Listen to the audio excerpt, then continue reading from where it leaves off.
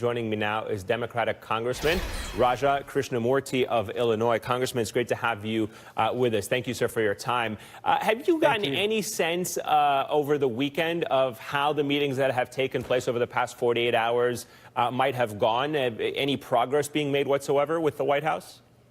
First of all, thank you for having me on, Eamon. Unfortunately, no, I'm not hearing much progress happening at these meetings, and we have seen divergent tweets from Mike Pence and the president about these meetings, but so far we're not hearing a whole lot of progress. Okay, so the president today has been referring to these negotiations as a game. Take a listen to this. I can say this.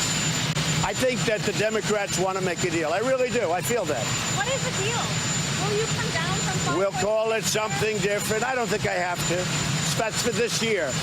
We'll call it, we'll call it something different. Does this apparent change from a concrete wall to a steel fence, let's say, matter to someone like yourself? Is there any barrier that you would accept? And if so, what would you want in return?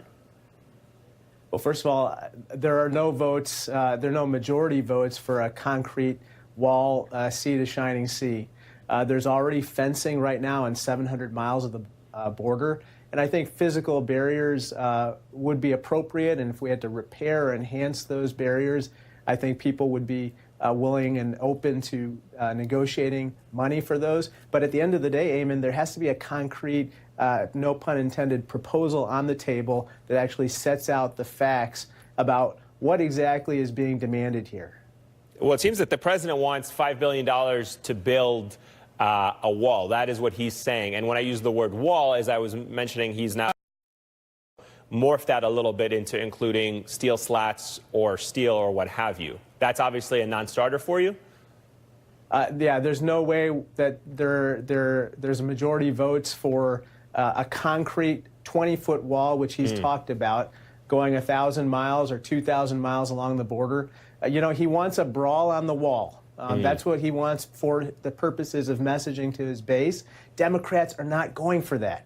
They are not going to agree to money for a wall.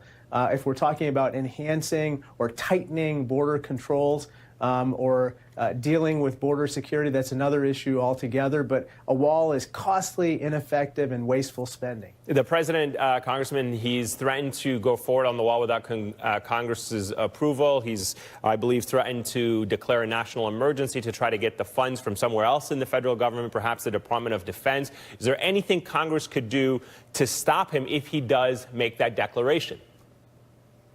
Well, I think, first of all, I believe that it would be illegal, and why? He would be taken to court.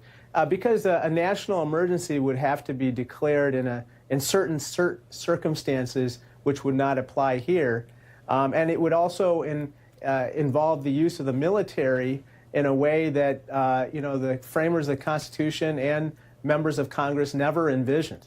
And so certainly there would be legal proceedings, and I think that he would lose very quickly in the courts. That's why he hasn't built this wall and declared a national emergency already. Let me get your final thoughts, Congressman, about your colleague, Rashida Tlaib. She got a lot of attention this week for using an expletive to make her case for the impeachment of Donald Trump. She's standing by her desire to see those proceedings happen. We also know Congressman Brad Sherman has reintroduced his impeachment articles. Do you agree with both Congresswoman and Congressman Sherman about the need for impeachment? Well, you know, I was a former prosecutor here in the state of Illinois, and the first thing you have to do is investigate and then prosecute.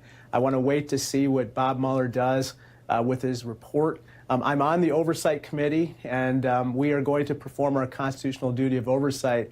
So don't get me wrong, but we have to have all the facts on the table before we proceed to that very serious next step.